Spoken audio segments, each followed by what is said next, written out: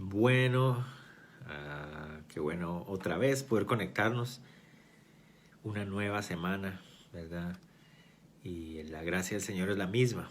Continuamos con nuestra devocional en 2 Tesalonicenses y vamos a estar en el versículo 5 en esta mañana. Dice, esto es demostración del justo juicio de Dios, para que seáis tenidos por dignos del reino de Dios, por el cual asimismo padecéis. Este versículo es muy interesante y me tuvo bastante tiempo ahí dándole vueltas.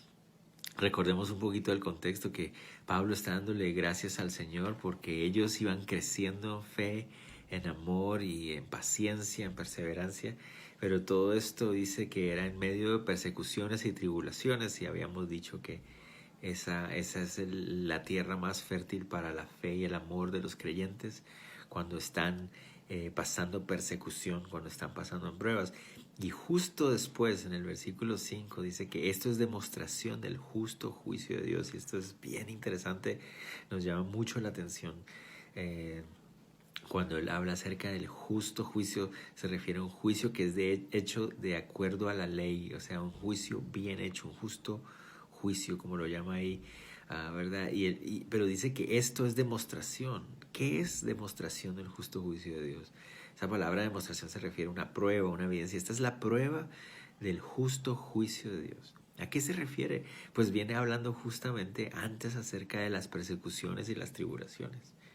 O sea, el que la iglesia de Dios tenga que pasar por tribulaciones y persecuciones, y que durante ese pasar de prueba, ¿verdad?, su fe crezca y abunde su amor, ¿verdad? Esta es una demostración, esta es prueba de que la iglesia está siendo probada o purificada, limpiada, que está pasando por ese justo juicio de Dios. Es muy interesante hablar acerca de eso, ¿verdad? Porque aunque es el mundo el que está ejerciendo la persecución, aunque es el enemigo el que está viniendo a hacer la opresión, Dios usa esa opresión del enemigo como una forma de purificar y juzgar a su iglesia, ¿verdad? Dice, para que seáis tenidos por dignos del reino de Dios, ¿verdad? Y entonces son aquellos creyentes, verdaderos creyentes, ¿verdad?, que bajo la persecución, la tribulación, las dificultades, que es el mundo el que las está poniendo, ¿verdad?, esos creyentes que se fortalecen en su fe, que se afirman en su fe, que abundan en su amor, ¿verdad?, son los que vienen a ser tenidos por dignos del reino de Dios.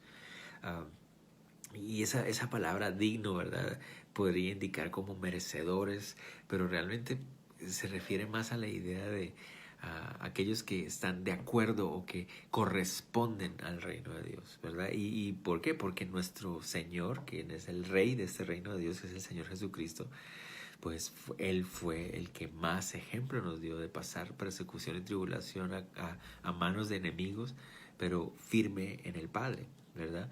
Entonces ese es el reino de Dios en el que nosotros vivimos, ¿verdad?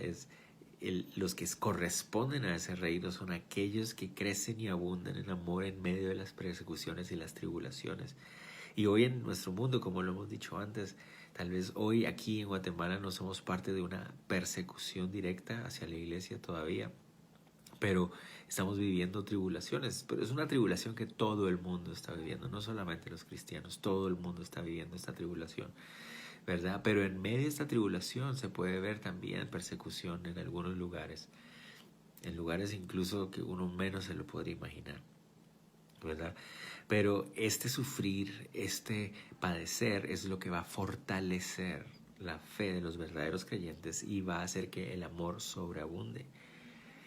Y eso es lo que corresponde a los que son del reino de Dios, ¿verdad? Entonces, ánimo, mis hermanos, sigamos con nuestra fe aferrada en el Señor, escuchando solo las Escrituras, ¿verdad?, como nuestra voz máxima que nos va guiando, la voz de Dios, ¿verdad? Y abundemos en amor en este momento, porque eso es lo que corresponde a los que son del reino de Dios, aquellos que realmente siguen a ese Rey, ¿verdad? Entonces, Dios los bendiga, estamos en contacto y mañana veremos unos versículos más de 2 Tesalonicenses capítulo 1.